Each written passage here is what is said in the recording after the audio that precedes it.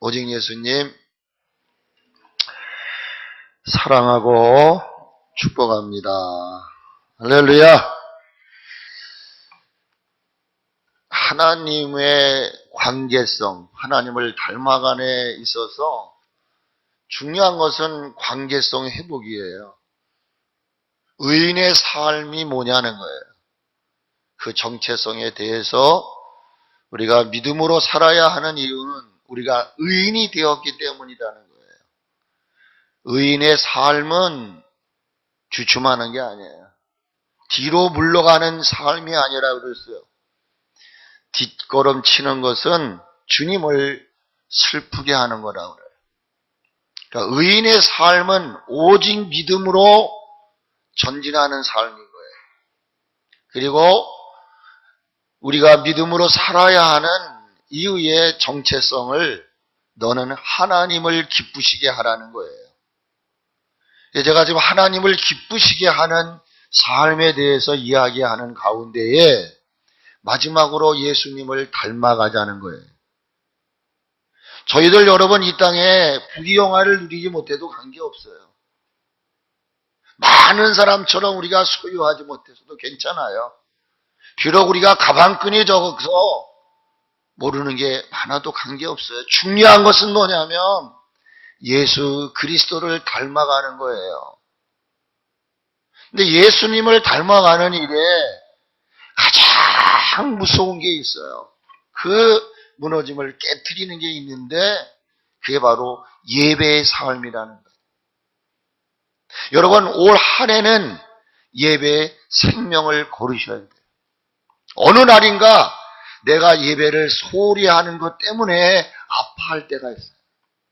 여러분 이렇게 되면 기분 나쁘실지 모르지만 예배만큼 소중한 게 없어요.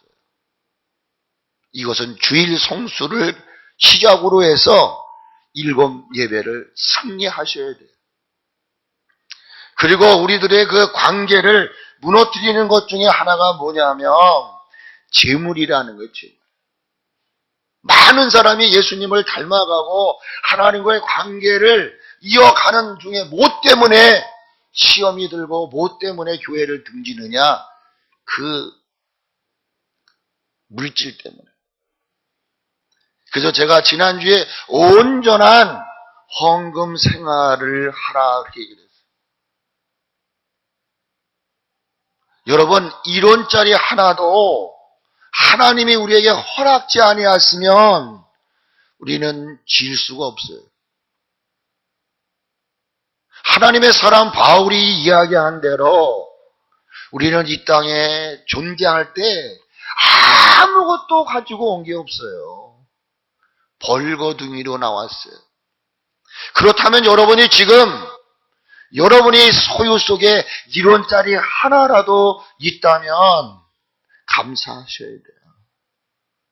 그것을 누릴 수 있고 잡을 수 있는 지혜와 능을 주신 분이 하나님이기 때문이라는 거예요. 그래서 전도서에 그랬어요. 우리가 어떻게 우연히 얻어진 게 아니라는 거예요. 하나님이 그것을 쟁취할 수 있는 능력과 지혜와 능력을 주셨기 때문이라고 전도서에 말씀하고 있는 거예요. 온전한 헌금 생활의 가장 출발이 뭐냐면 11조 생활을 바로 해야 돼요. 그게 제가 지난주에 말씀드렸잖아요. 참 힘든 얘기 하려고. 헌금 얘기를 하면은요, 당기는 사람 별로 없어요. 그런데 여러분의 아픈 부분을 도려내야 돼요. 썩은 부분을 도려내야 돼요. 그게 하나가 뭐냐? 재물에 대한 욕심이에요. 마땅히 내가 하나님께로부터 받아서 사는데 마치 10개를 내가 다 먹으려고 하는. 하나님은 하나만 요구하셨어요. 근데 그런 것도 하나를 드리는 것도 내 그냥 생활에 따라 내 기분에 따라 감정에 따라 드리는 거예요. 아니올시다. 하나님의 말씀을 따라 드리라는 거예요. 오늘날 뭐 구약시대냐 율법이 완성됐다 하면서 11조 폐지론을 이야기하는 분들이 있지만 들어가 보십시오. 하나님은요 율법을 완성하시려고 예수님 오십니다. 폐하러 오신 것이 아니라는 거예요. 그래서 먼저 우리는 하나님을 내가 사랑하느냐는 거예요. 내가 하나님을 사랑한다는 증거가 뭐냐? 물질로 표현하는 거예요. 부모에게 우리가 효도할 때 물질을 드려서 선물을 사고 이런 등등의 것. 그러므로 내가 11조 생활을 해야 된다. 온전한 헌금 생활을 해야 하는 이유는 내가 하나님을 사랑하기 때문인 거예요. 하나님을 사랑하지 않으면 여러분 드려야 할 이유가 없어요. 또 하나는 뭐냐? 나는 하나님의 나라의 백성이에요. 여러분은 이중호족을 가지고 있단 말이에요. 영적으로는 하나님의 나라의 시민권을 가지고 있어요. 죄송하지만 하나님 앞에 내가 의무를 다하지 않으면 그는 하나님의 백성이 아니잖아요. 제가 지난주에 그래서 이 나라의 살림도 교회의 살림도 여러 가지 계획을 하는 것도 국민이 내는 세금을 가지고 여러분 대통령의 돈을 가지고 합니까? 국회의원의 돈을 가지고 합니까? 제가 지금 목회하는 것도 여러분이 드려진 예물을 가지고 그 예물을 잘 예산을 째어서 그래서 움직이는 거예요. 더 이상을 탐할 수 없죠. 예산이 정해진 그 예산을 책정할 때는 국민들이 낸 세금을 기초로 해서 각 분야별로 살림을 하는 거예요. 여러분이 섭리교회에서 말씀을 먹고 기도를 하고 찬양을 하고 여러분이 이 교회의 지체라고 말한다면 내가 하나님의 자녀라는 거예요. 백성이라는 거예요. 그러면 여러분이 싫든 좋든 아깝든 뭐하든 받은 수입의 일은 하나님의 것이라는 거예요. 근데 왜 그것까지 챙기려고 그러냔 말이에요. 불쌍한 사람은요 하나까지 챙기려는 사람들이라는 거예요. 그런데 이 하나까지도 챙기는 건 그 마음에 하나님이 없어요. 야, 왜 목사님들이 극단적으로 얘기를 하는가? 여러분의 그 말씀을 의미를 이해를 하시려면 말씀을 많이 읽으세요. 그러니까 내가 하나님을 사랑한다. 나는 하나님의 자녀요 백성이요. 내가 이 교회의 지체다. 이런 기준 안에 이런 기본 안에 11조를 하는 거란 말이에요. 그런데 11조를 하되 온전한 헌금 생활을 하되 무엇보다도 따라합시다. 믿음을 가지고 크게 해보세요. 믿음을 가지고 아멘. 믿음이 없으면 안 돼요. 더 나아가서는 하나님께 따라하세요. 감사하며 믿음은 감사로 나타나는 거예요. 더 나아가서는 하나님과 교회를 따라하십시오. 사랑하는 마음으로 믿음과 감사와 사랑의 마음을 가지고 하나님 앞에 이론짜리 하나라도 드리는 거예요. 억지로 하는 게 아니에요. 인색함으로 하는 게 아니에요. 마지못해서 하는 게 아니라 같이 합시다. 주님 나에게 자원하는 마음을 좀 주세요. 왜 자꾸만 물질 앞에만 가면 내가 약해지냔 말이에요. 왜 이것만 되면 막 이 셈을 하냔 말이에요. 그건 인간이기 때문에 그럴 수밖에 없겠죠. 그러나 여러분 올 한 해는 하나는 하나님 거라고 생각을 하세요. 그래야 모든 게 시작이 돼요. 그래서 믿음을 가지고 하나님께 감사하며 하나님과 교회를 사랑하는 마음을 가지고 우리가 감사를 드리던 여러분 하나님 앞에 어떤 예물을 드리든 간에 절대로 억지로 하면 안 돼. 차라리 억지로 하려면 하지 않는 것이 낫겠죠. 억지로 하지 말라는 거예요. 자원하는 마음으로. 이 자원한다고 하는 것은요, 하나님이 뒤에서 역사하시는 거예요. 그래서 올 한 해뿐만 아니라 여러분들의 남은 삶, 물질을 정복하고 물질을 여러분이 다스릴 수 있는 이런 존재들이 되기 위해서는 온전한 11조를 드리되 도전해 보십시오. 어떤 도전이냐? 기본적인 것이 아니라 올해 내가 10의 2조를 한번 해봐야 되겠다. 아니, 올해는 10의 3조를 해봐야 되겠다. 우리도 지금 이제 3조, 4조를 드릴까 지금 생각은 정말 힘들어요. 내가 하나님 앞에 주신 거에 대해서 기본을 뛰어넘어 2, 3, 4, 5 이렇게 과감하게 드릴 수 있을 때 하나님 놀라시는 거예요. 하나님의 가슴에 불을 질러버리는 거예요.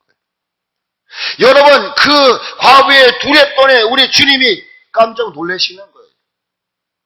7년 이내 그 밀가루, 마른 밀가루 하나를 드릴 때 여러분 왜 그렇게 자꾸만 적용하느냐 말씀에 있으니까요. 왜 우리는 이렇게 도전해야 될까요? 따라합시다. 11조는 하나님께 순종하는 것이기 때문에 11조는 교회를 교회되게 하는 거예요. 교회는 건물이 아니에요. 여러분 자신이 교회예요. 교회가 교회되는 것은 하나님 앞에 백성으로서의 의무, 사랑하는 자녀로서의 의무를 다하는 거예요. 그럴 때 교회가 교회되는 거예요. 우리의 영혼이 구원함을 얻는 일. 11조를 드려야 하는 이유는 은혜 속에 나를 자라게 하는 통로이고 나의 삶에 재정적으로 윤택하게 해주는 길인 거예요. 이러한 의인들의 삶의 시작은 하나님을 내가 얼마큼 사랑하고 내가 하나님을 얼마큼 의지하느냐, 신뢰하느냐로부터 출발이 된다는 거예요. 11조를 비롯한 모든 헌금 생활은 나 자신이 물질을 의지하고 살 것이냐, 아니면 그 돈을 주시는 모든 물질의 주인공이 되시고 창조주가 되시는 하나님을 의지하고 사느냐의 싸움인 거예요. 여러분은 순간 없어져 버릴 일시적인 물질적인 비불진절권과 싸우지 마세요. 죄송하지만 참 저희도 부족한 게 많아요, 교회적으로도.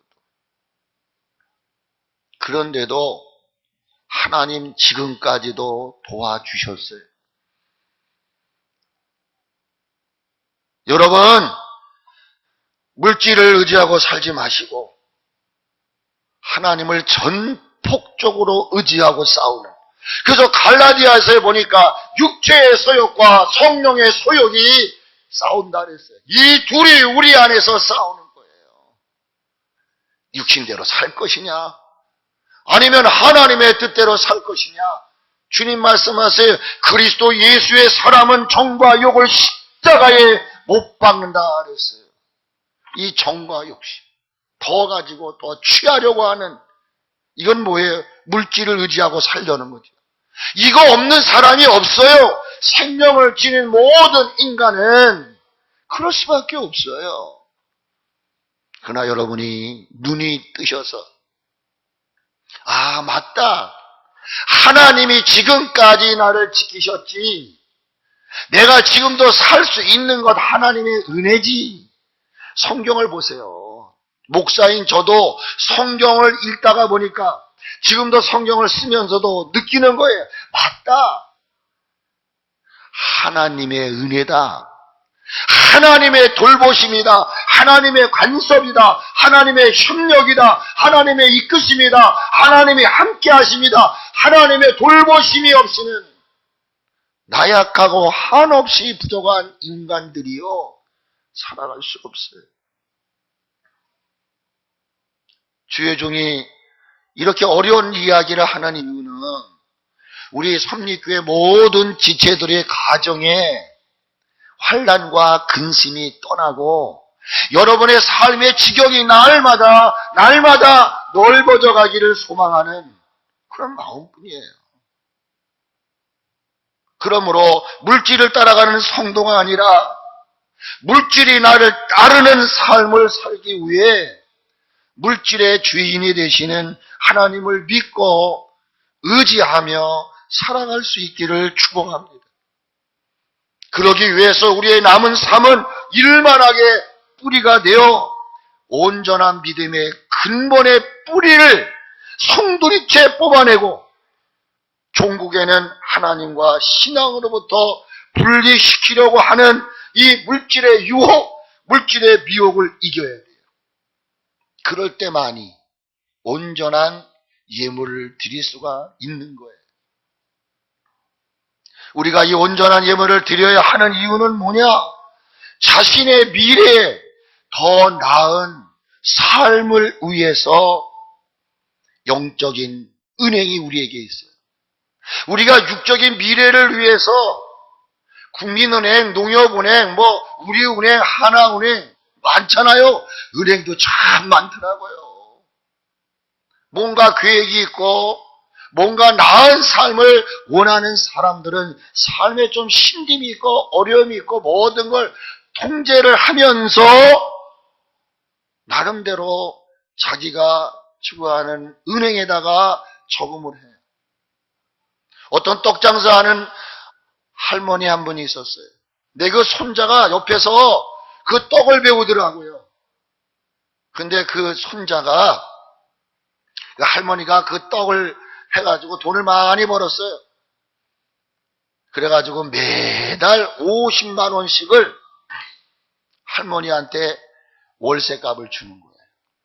근데 할머니는 한 번도 아예 그냥 너 써라 그러진 않으십니다. 그러니까 이 손녀 녀석은 우리 할머니 너무해. 그래 고맙다. 그래 이런 모든 멘트를 주면서 하면 좋은데 한 번도 그런 적도 없고 50만 원씩을 이제 돈을 드리면 할머니가 알았어. 그러고서 그냥 노트에다가 손녀가 줬다고 집어넣는 거예요. 근데 조금 시간이 흘러요. 그래서 그 할머니 이야기를 하는 거예요. 할머니가 농에 있는 저금 통장을 꺼내는 거예요. 저금 통장이 많아요. 근데 그 통장 가운데에 손녀 앞으로 만든 통장이 있는 거예요. 그리고 그 통장을 열더니 자기 손녀가 준 50만 원을 그 안에다가 탁 꽂는 거예요. 그래서 물었어요. 뭐 하시는 거예요? 그랬더니 절대로 우리 손녀한테는 얘기하지 마세요. 내가 이거 차곡차곡 모았다가 이 다음에 그 아이가 가게를 차린다든지 시집을 간다든지 필요할 때 내가 주려고 이렇게 지금 내가 모아두는 거예요. 제가 그 모습을 보면서 같이 한번 해보실래요? 그러면 같이 한번 해보자고요. 그러면 그렇지. 내가 속으로 그랬어요. 그 손녀에게 뭔가 더 나은 일을 위해서 이 할머니는 아주 당차게 그 돈을 받았는데 그 돈을 모아서 준다는 거예요. 육적인 우리의 미래의 삶을 위해서는 저마다 이 땅에 존재하는 은행에 갔다가 저금을 해줍니다. 넉넉해서 저금하는 사람이 없는 거예요. 다 저마다의 계획을 한 바가 있기에 그것을 이루어 가기 위해서 적게는 1년, 2년, 3년, 5년, 적게는 10년 넘어서까지도 그래서 어떤 이들은 집을 한 채 사고 어떤 이들은 어떤 물건을 사는 거예요. 그것처럼 우리가 영적인 우리의 미래를 위해서 하나님은 저 하늘나라라고 하는 곳에 은행을 마련해 놓으신 거예요. 여러분, 하나님 앞에 드려지는 모든 것들은 하나님 나라 창고에 쌓여진다는 이 사실을 여러분 알고 계시는가요? 말라기 3장 10절에 여러분 11조 얘기만 하지 마시고요. 거기 뭐라고 말하냐면 만군의 여호와가 이르노니 너희는 온전한 11조를 창고에 들여 하늘나라 창고에 들여 나의 집에 양식이 있게 하라 그랬어요. 여러분, 하나님의 집에 무슨 부족함이 있겠습니까? 하늘나라는 부족함이 없는 것입니다. 모든 것이 다 있습니다. 그런데 주님 말씀하세요. 그저 예물에 대한 것만 생각하지 마시고 그 앞절에 뭐라고 말하느냐? 만군의 여호와가 이르노니 너희는 온전한 11조를 창고에 들여 나의 집에 양식이 있게 하고 그것으로 너는 나를 한번 테스트해봐라. 내가 하늘의 문을 열고 오늘 여러분 모든 삶의 하늘문이 열리시기를 주의 이름으로 축복합니다. 그러면 먼저 저와 여러분이 그 창고의 문을 두들겨야 됩니다. 여러분, 두들겨야 열리게 되어 있어요. 수박도 깨트려야 그 안에 내용물이 나오듯이 하늘의 보고가 열리는 것은 내가 내 것을 가지고 대시하는 거예요. 하늘이 열리면 우리 인생은 시작이 시작되는 거예요. 놀라운 역사가 있어요. 예수님이 이 땅에 오셔서 복음의 사역을 시작하실 때에 요단 강가에서 세례 요한으로 하여금 세례를 받습니다. 그때 이 요한은 당황합니다. 어찌 내가 당신께, 아니 내가 지금 세례를 받아야 할 입장인데 어찌?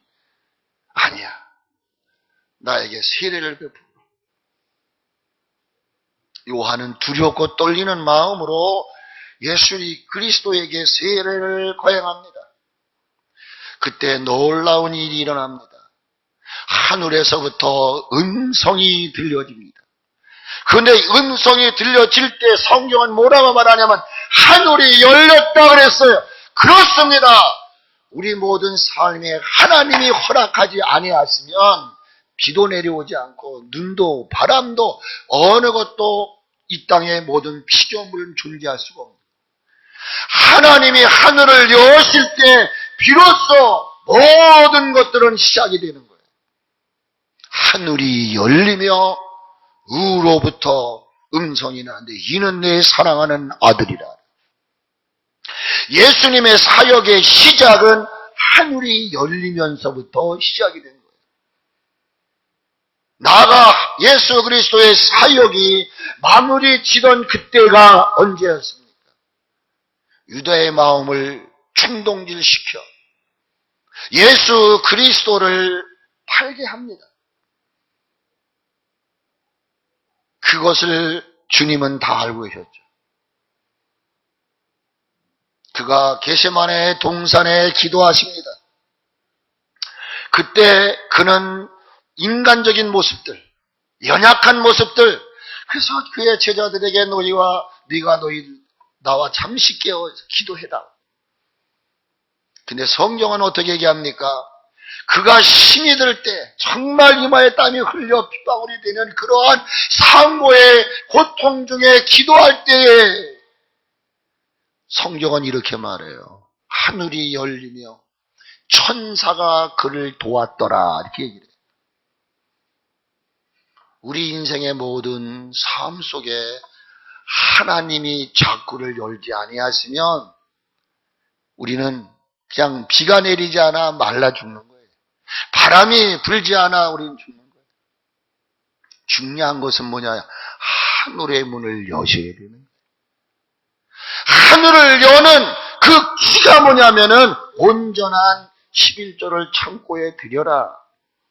그러면 내가 하늘 문을 열고 너희에게 같이 해보세요. 복을 따라하십시오. 또 그냥 벌써 11조 안 하던 사람 11조 또 이게 또 이러니까 또 그냥 기분 나쁘신 것 같은데, 그래도 그냥 기분 나빠도 따라 하시다 보면은요, 하나님 믿음을 주실 거예요. 따라해 보세요. 따라하세요. 너희에게 복을 쌓을 것이 없도록 붙지 아니하나 보라 그랬어요. 근데 우리는 이 앞뒤를 다 잘라내는 거죠. 너희에게 복을 쌓을 것이 없도록 붙지 아니하냐, 이것만 생각하고 그 앞절은 내가 좀 부담스러워. 그건 아니야. 그냥 나에게 복을 쌓을 것이 없도록만 부어. 이 말라기 선지자의 얘기잖아요. 근데 이게 여러분 11조, 이게 하나님께 유턴하는 방법이 거예요. 구약의 마지막 결론은 뭐냐? 하나님께로 돌아오라는 거예요. 그게 뭐냐? 온전한 힘이지. 예수님이 설교를 하십니다. 마태복음 5장, 6장, 7장이 산상수훈 아닙니까? 여기에서 예수님이 이렇게 말씀하십니다. 오직 너희를 위하여 보물을 하늘에 쌓아두라. 뭐 그 밥에 그거라고 그렇게 얘기하실래요? 예수님이 말씀하시는 취지를 잘 하셔야 돼요. 율법을 완성하신, 이제 우리는 나의 보물을 하늘나라에 쌓아두라. 왜? 하늘의 창고는 하늘나라에 하나님이 세우신 하나님의 은행에는 조미나 등록이 해야 하지 않는다는 거예요. 요즘에는 가감한 놈이 있어요. 뭐 국민은행도 털려고 하는 사람들도 있고요. 어떤 사람은 금은방에 들어가서 금고를 터는. 근데 하나님의 나라의 영적 창고 은행은 조미나 등록이 해야지 못하고, 도둑이 구멍을 뚫지 못하고 도둑질도 못한다 그랬어요. 우리 김영희 권사님, 은행을 택하는 이유는 왜 그렇죠? 집에다가 두는 것하고 은행에다 두는 거하고 무슨 차이점이 있는 거예요? 안전성. 근데 이거보다 더 안정한 곳이 어디 있어요? 그래서 이왕이면 숨쉴 때도 좀 깊게. 요 며칠 전 TV를 보다가 놀라운 일이 있었어요. 어떤 일이었냐면은 아마 우리 진아만큼의 어떤 그런 젊은 여자 같아. 더 나이가 됐는지도 모르는데, 이 양반이 중고 파는 데 있잖아요. 중고. 거기 가구점에 가가지고 화장대를 하나 샀어요. 그러니까 이 화장대는 어떤 화장대냐면, 옛날에 우리 어르신들이 쓰던 그 왜 자개로, 검은 자개로 해가지고 이렇게 만든 거 있잖아요. 저희 집에도 그런 게 우리 어머님이 하나 있어요. 근데 그거를 이제 사가지고 산 사람이 잘 기다시 이제 좀 이렇게 흠 같은 거를 가는 거는 다 해가지고 팔게 되는 거예요. 근데 이 사람이 그거를 하나를 샀어요. 그래서 집에 가져가가지고, 아무래도 중고니까, 남이 쓰던 거니까, 그래가지고 그거를 사가지고 어떻게 했을까? 김현수사님 어떻게 했을까? 그냥 쓸까? 아니면 청소 좀 하고 썼을까? 내가 얼마나 이렇게 좋은 사람이야. 답까지 가르쳐주고. 맞아요. 그래서 이 사람이 사고 와가지고 이거 있잖아요. 그거 칙칙 뿌려가지고 딱 기도하고, 그러다가 서랍이 이렇게 3개가 있었어요. 서랍이. 그러니까 서랍을 어떻게 할까? 서랍도 다 뺐어요. 그런데 보니까 서랍을 빼가지고 다시 누르려고 했는데 서랍이 잘 안 들어가는 거야. 조봉선 권사님, 왜 안 들어갔을까? 하나가. 이제 조봉선 권사님 좀 대답을 하시는데 제가 안 들리는 것 같기도 하고, 제가 물어보는 거예요, 지금. 설 권사님, 크게 좀 대답해봐. 왜 안 들어갔을까? 서랍 밑에 뭐가 있어? 경험자구나. 경험자 같아. 그러니까 우리 조봉순 권사님도 안 들렸는데 모르니까, 그런 경험을 안 하셔가지고 모르는 거야. 난 그렇게 받아들일래. 이렇게 집어넣는데 안 들어가니까, 진아야, 서랍이 안 들어가. 어떻게 했을까? 어? 한번 확인해 봤을 거 아니에요? 그래서 손으로 이렇게 집어넣어가지고 이렇게 하다 보니까, 어머! 뭐가 걸려. 그래가지고 꺼내봤어. 그랬더니 거기에 종이 하나하고 600만 원이 들어있는 거야. 600만 원. 여러분 놀라지도 않네. 뭐 내 일이 아니니까. 600만 원이 그 안에 있는 거예요. 그리고 그 파신 분이 거기다가 손편지를 써놓은 게 그 안에 있었던 거예요.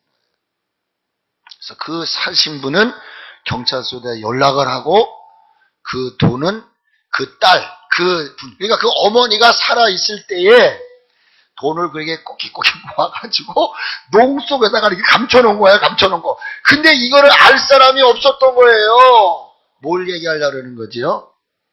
사람은 누구나가 귀한 거를 좀 더 깊은 곳에, 좀 더 안전한 곳에, 누구도 눈치 못 챌 곳에, 저도 그런 경우가 많아요. 근데 저는 어디다 숨기는 거 얘기 안 해요. 그래서 제가 우리 어머님이 돌아가시기 전에 저 십자가 배지도 있었거든요. 우리 딸 거는 다 걔가 갔는데 우리 아들 돌반지 이런 것들을 우리 어머님한테 맡겼어요. 근데 그게 없어졌어. 그래서 제가 이제 한 번 이제 집을 짓고 이제 다 드러낼 때 한번 점검을 해보면 제가 기대를 한번 하는 거예요. 혹시 나오기를.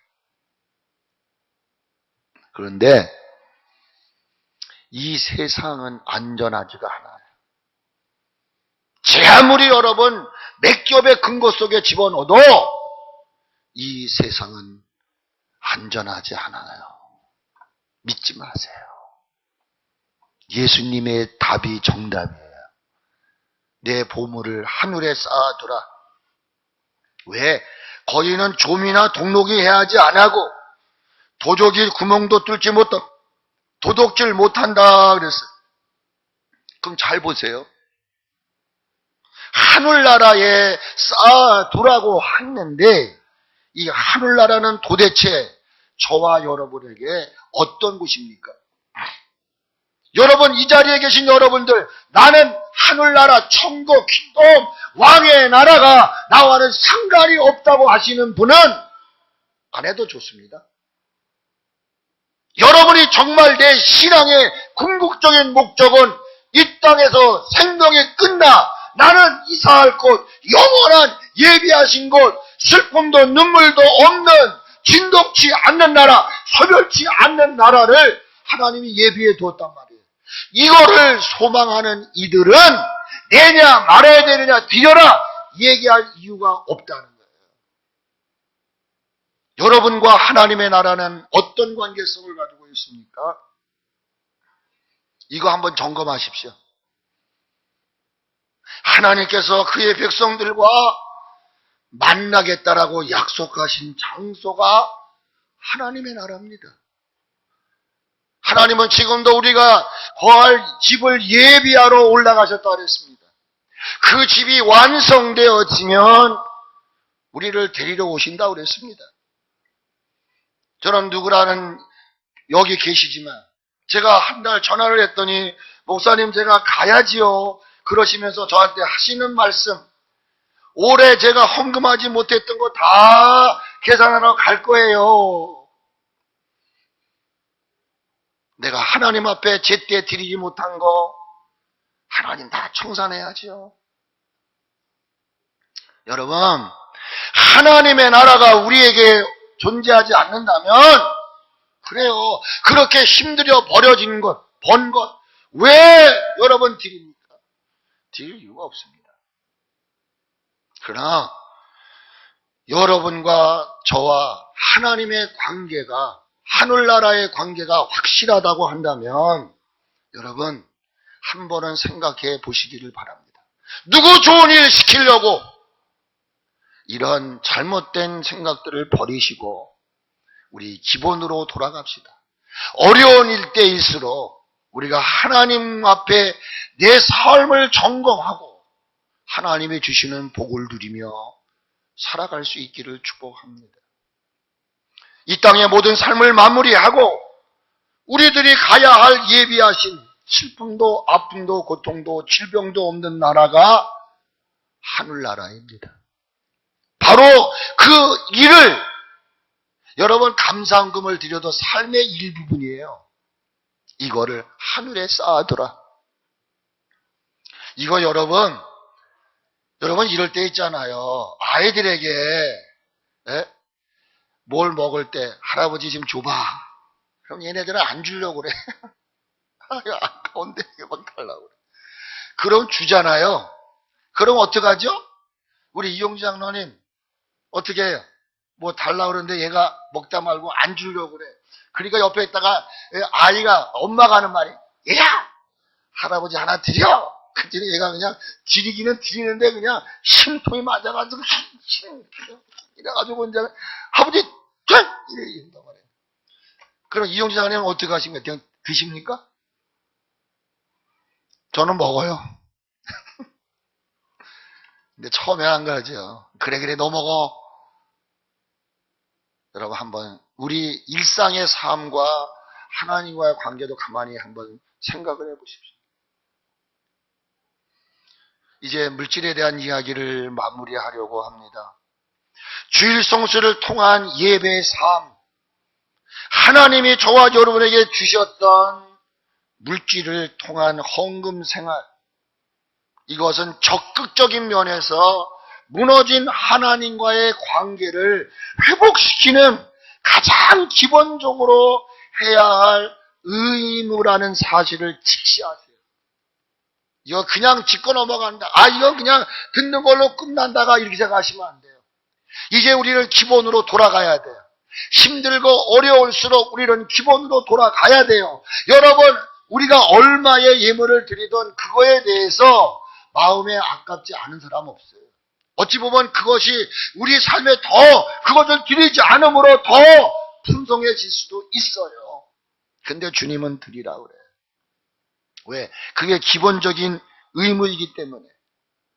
그래서 이걸 직시하시고 들이대 예배를 드리고 말씀을 드리는 삶을 미혹하는 이 모든 우리 주변의 것들을 물리치시고 올 한 해는 적극적인 측면에서 여러분 예배의 승리를 하시고 할 수 있다면 많이 드리려고 하십시오.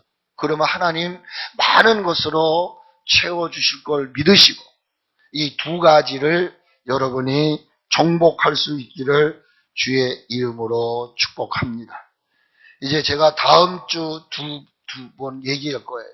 이제 소극적인 측면에서 하나님의 관계를 하나님을 닮아감에 있어서 우리를 무너뜨리게 하는 게 뭔가 이걸 또 말씀을 드릴 거예요. 기도합니다.